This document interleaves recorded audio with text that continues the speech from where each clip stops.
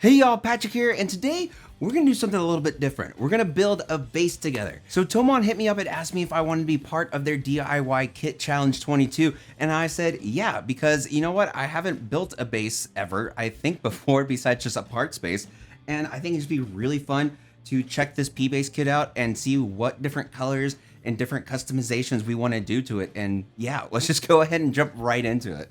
We have our box. This is basically how it comes to you. And as you can see here on the side, it says P-Base style kit. So yeah, and the first thing we see is instruction manual. Cool, you kind of need instruction manuals every once in a while. And this is also an instruction manual. But it's in German.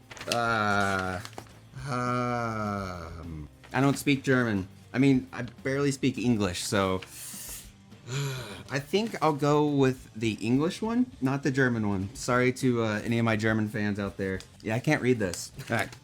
All right, cool. It actually seems like really in depth. So I guess if you don't know what you're doing, this is a really cool like step-by-step process, I'm guessing. Right on. Let's see. I'm assuming this is going to be the neck. Yes, of course. Bam. All right, so here I'm assuming maple neck, not quite sure on the fretboard. And of course we have our own blank design for the headstock. Oh man, I don't know what shape headstock I'm gonna make though. The neck looks actually really good though. It feels super smooth. The frets actually feel quite good too. I don't feel any sharp edges or anything. So another thing about this kit, I guess I didn't bring up, it's less than $100. Right now it is $89, which is insane because not only is it a base, but it's one that you get to customize and make yourself. So say you've never done this before, like me, and this is just a complete like foray into it without it being too over the top and too much knowledge needed. So I'm really excited about that aspect too. Then guessing, yep, okay, we got the body.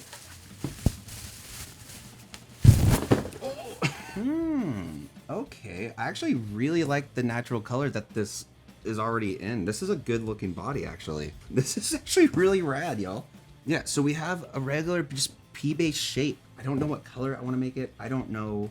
There's so many like possibilities with this too. And then we have one more box, so I guess all the accessories and whatnot. So let's go ahead. Oh yeah, we got everything in one. Oh dang, the pick guard is pre-wired too. We got a 3-ply white pick guard that's pre-wired, it looks like. Comes with Allen wrenches and instrument cable too. Are just regular P-base pickup. The tuners, it looks like. Strings, all the screws and springs and everything. And then neck plate. And last but not least, the bridge too. This might be a lot easier than I actually thought, which is rad. So I have these P-base pick guards already. I don't know if I want to do white, but I also don't know what color I'm doing yet. Let's do something bright. Pink or purple. We'll see what's at Home Depot. I think pink with this, with the tortoiseshell, would be really cool. Or with the black too. I think if we do the tortoiseshell with a pink body, we can sort of make our own version of the flea base, which I actually really like now. But I don't know if these are the same, like shape-wise. Ooh, yeah. Oh, I think... Okay, so it's not the same size. Well, they're like very close to each other. Yeah, I'll definitely have to kind of make new holes that are like that close to the other holes. So I'm gonna say screw it. Yeah, let's just do a pink body and just shape the headstock in, I don't even know what way yet, but let's have some fun with this. Okay, so for the spray paint, I already had this black in my garage already, and I went to Home Depot, got this pink paint, and then as well as a matte clear finish too. Then on top of that, I got 1,000 grit sandpaper and 1,500 grit sandpapers for when I do my wet sanding. So I just went ahead and did 2 coats of the black as basically a primer.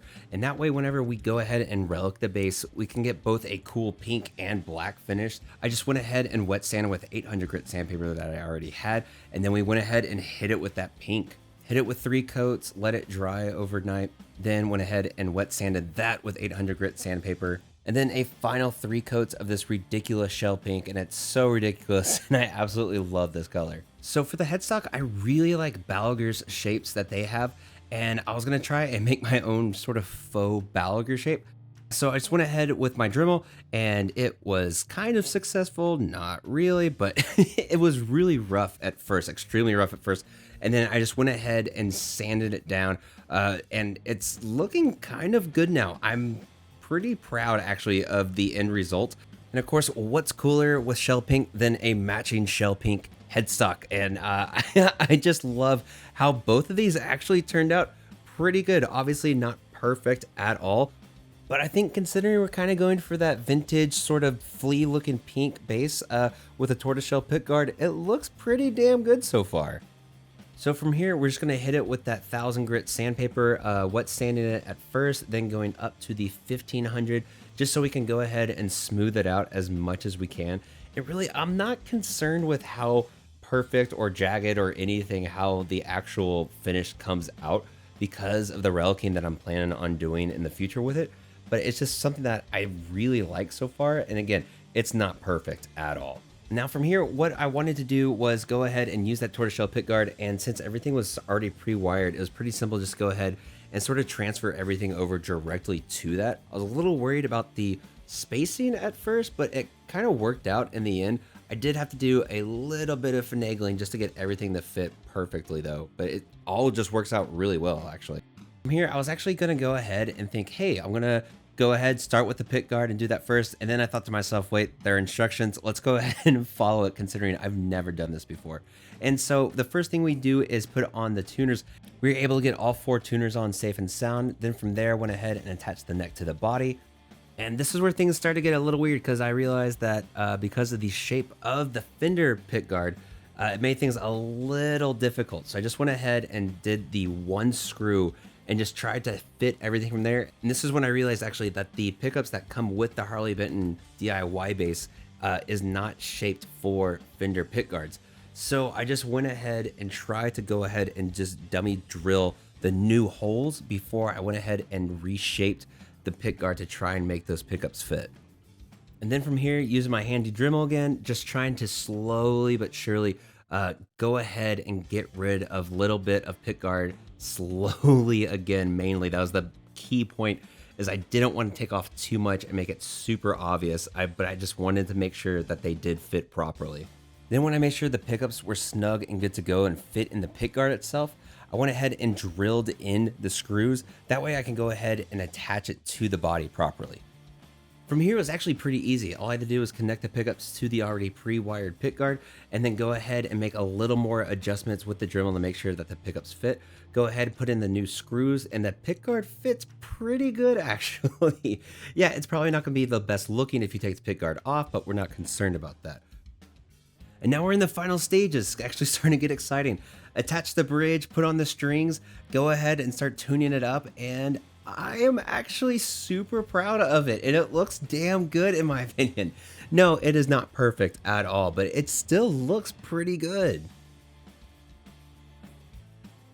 Well, that was the building of this crazy DIY base, and yeah, it's kind of a mess, but that's okay. I had an absolute blast doing this.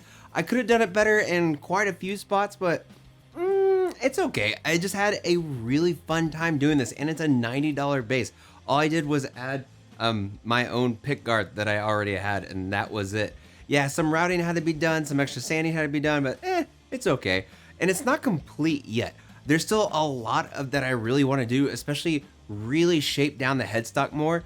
And I just want to go ahead and kind of go crazy with making this look as vintage as possible by just relicking the hell out of it. So this video will only be part 1. In part 2, I'll go ahead and show more relicking as well as actually perfecting the shape of the headstock. I'm really excited about that and to see where that goes. I think that might be the most exciting part for me actually. But really, I just loved putting this together and the whole process of it. Let me know what you guys think. Definitely don't let me know where I messed up because I'm very aware of where I did. But thank y'all so much for watching, for liking, subscribing, and sharing all that crazy stuff. I truly do appreciate it, y'all. A humongous thank you to Tomon for letting me be a part of this. And of course, a humongous thank you to my patrons as well. Mwah! If you want to be like one of these gorgeous people right here and help support the channel every single month, be included in things like early access to videos, giveaways, and more, then go ahead and head on over to my Patreon page. But y'all, thank y'all so much for watching. And of course, no matter where in the world you are, stay safe, practice that bass, grab yourself a really fun, cheap DIY bass and make it your own. And I'll see y'all next time.